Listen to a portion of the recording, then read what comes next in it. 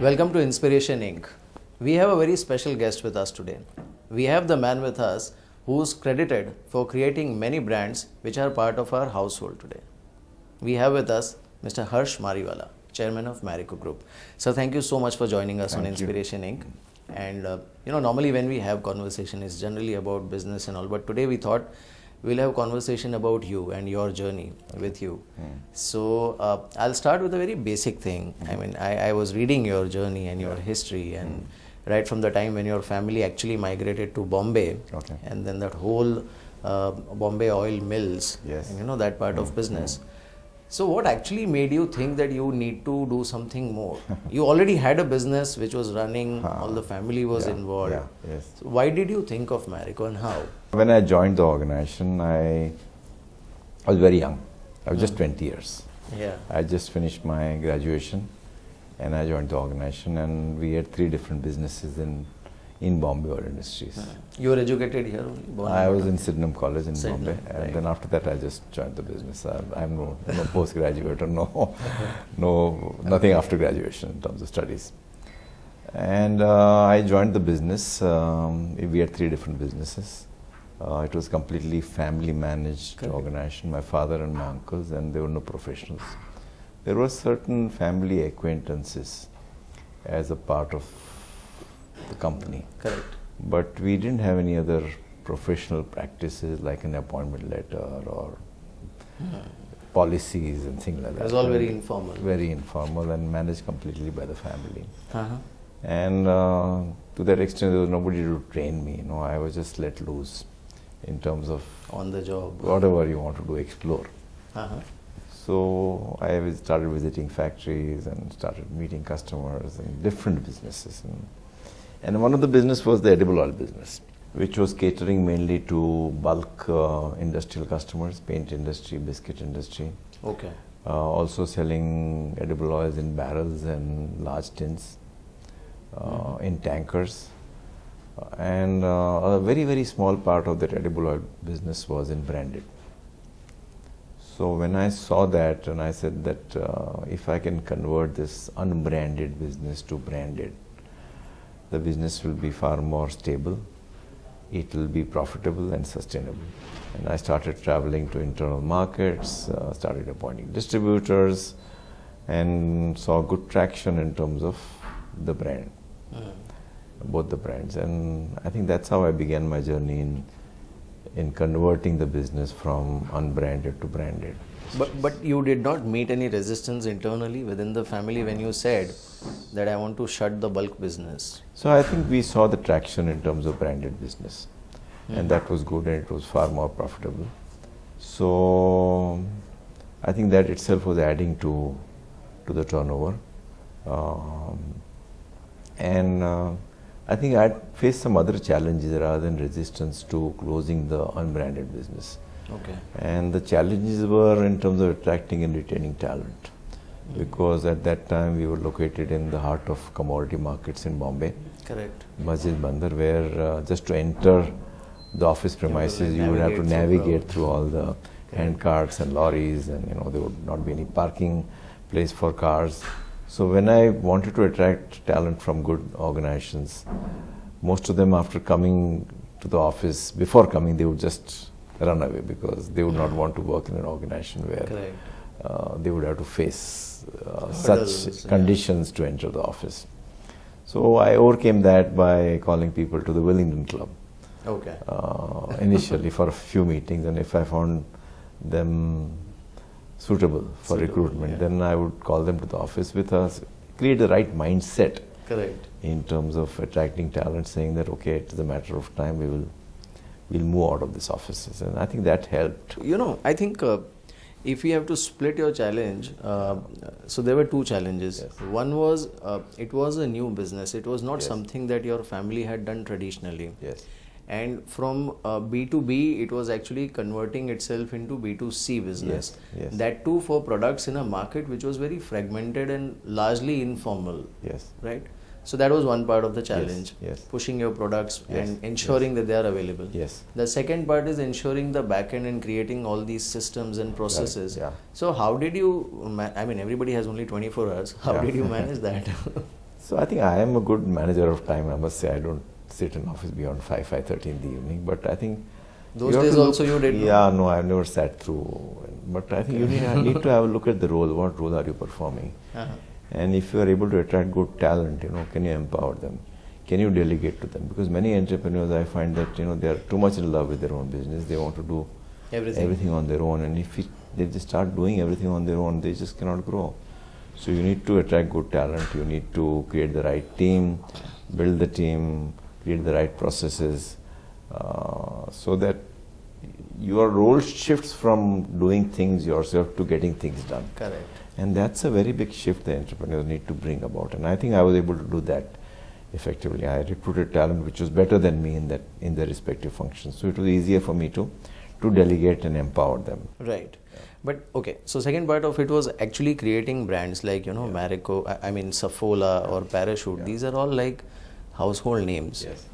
And for generations they have been. Yes. But when you actually floated them, Yes. so what was the reaction of the trade community, the distribution channel and business partners? Did they believe in this, that it is doable in a fragmented market? See, first of all, there are two separate, Parachute and Saffola cater to very different set of consumers. Correct. Saffola is an urban-centric brand which is catering to the health-conscious people in terms of their edible oil they are using, and now we also gone into Saffola healthy foods. Correct. But it was more an urban-centric brand, so we had to convince people that this is a brand which is good for your heart.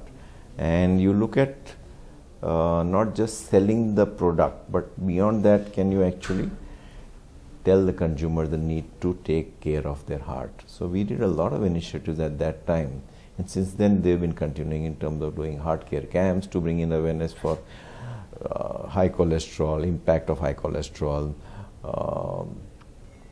give them booklets in terms of how do you, what kind of diet you need to do, what are the lifestyle changes you need to bring, because oil is one part of the journey, but I think your lifestyle has to change if you have to lead a healthy heart lifestyle. As far as coconut oil was concerned, I think first of all we had a very good quality of oil. So we had a superior quality of coconut oil compared to many of our competitors, and that helped us in terms of getting initial market shares. And we got about 15-20% market share through sheer distribution and trial generation. But beyond that, I think we saw an opportunity of converting market from tin to plastic. Initially, we faced a lot of problems with the trade because they were just not willing to stock plastics because of rat bites and because somebody else had launched coconut oil in plastics a few years prior to us. So we actually had to design a round shaped container and a container where we ensured that no oil was on the surface of the bottle. And we also placed those plastic containers in rat cages for a day or so. And nothing happened, it was all safe. And we took the pictures, went back to the trade, and that's how we converted the market. And our market share over a period of 3-4 years jumped up from 15% to almost 50%. So one was converting B2B business into B2C. Yes. But when you converted it into B2C, did you have this kind of probably trajectory in mind that ultimately this is where you want to take the business? Because if we observe your business, so from Saffola now you are everywhere. So you are into health foods. Parachute today sells in Bangladesh and a lot of other countries outside India. Was that somewhere planned or it just happened? So I would say that it has evolved over a period of time. The entry into Saffola and Parachute in the initial days and the positive response we got in terms of increase in sales as well as making the brands profitable spurred me to say that this has to be the business. My life is now going to be mainly in FMCG industry. Correct. And I want to create an FMCG company. So that's how the consumer products business of Bombay Oil Industries, which I was looking after, I was able to convince the family that can you help me take this business in a new company, Marico.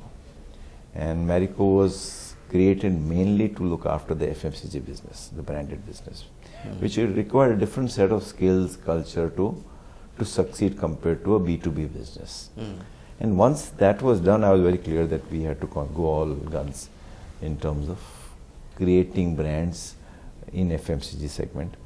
And we identified two broad categories of business we wanted to be in.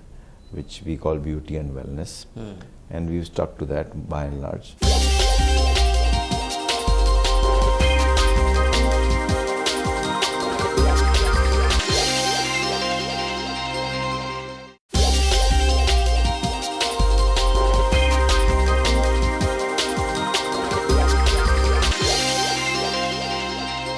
What actually gives you this, I would say, future vision? Because a lot of your ventures, if we see, have been ahead of time, and they have been actually, they have created that change in the industry. FMCG products are one side of it. Then you have something like Kaya, which was again the first formal chain in India for health and wellness.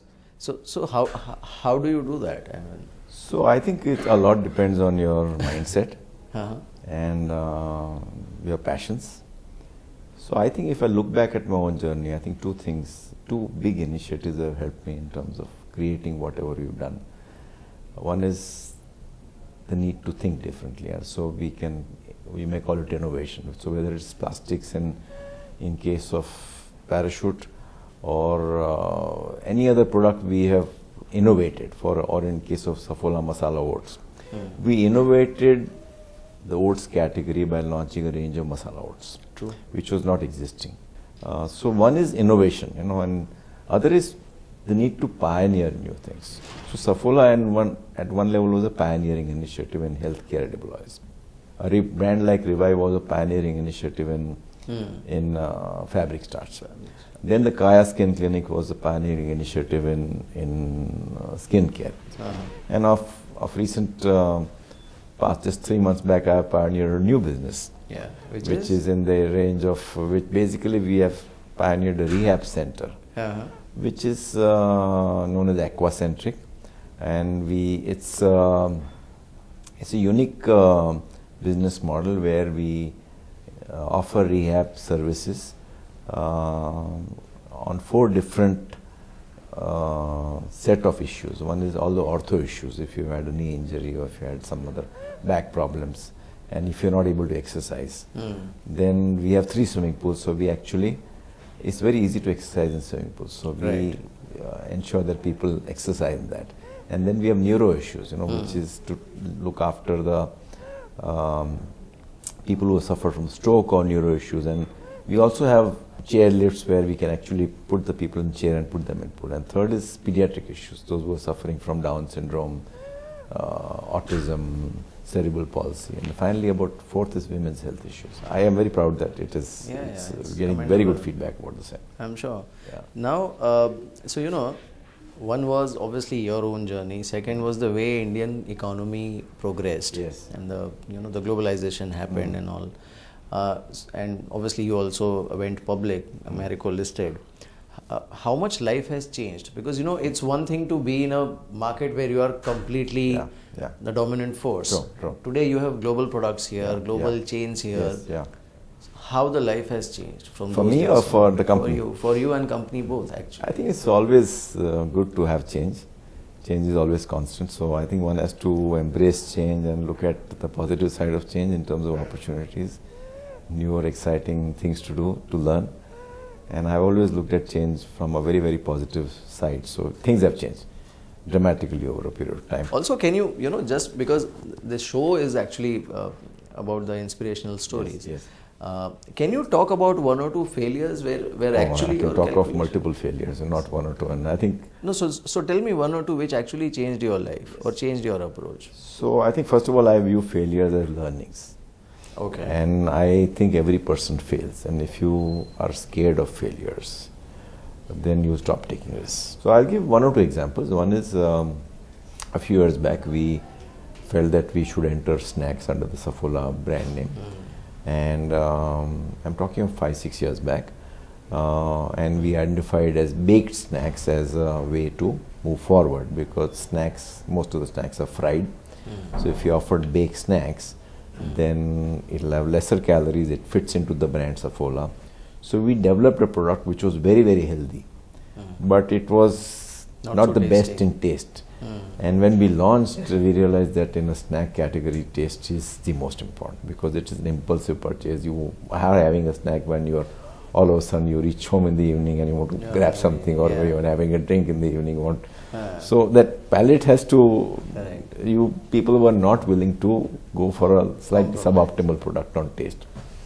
So we withdraw the product. I think that's most important. Yes. Any other failure that you would want? So I would say that one other failure, when I'm talking of many years back, when we wanted to go international.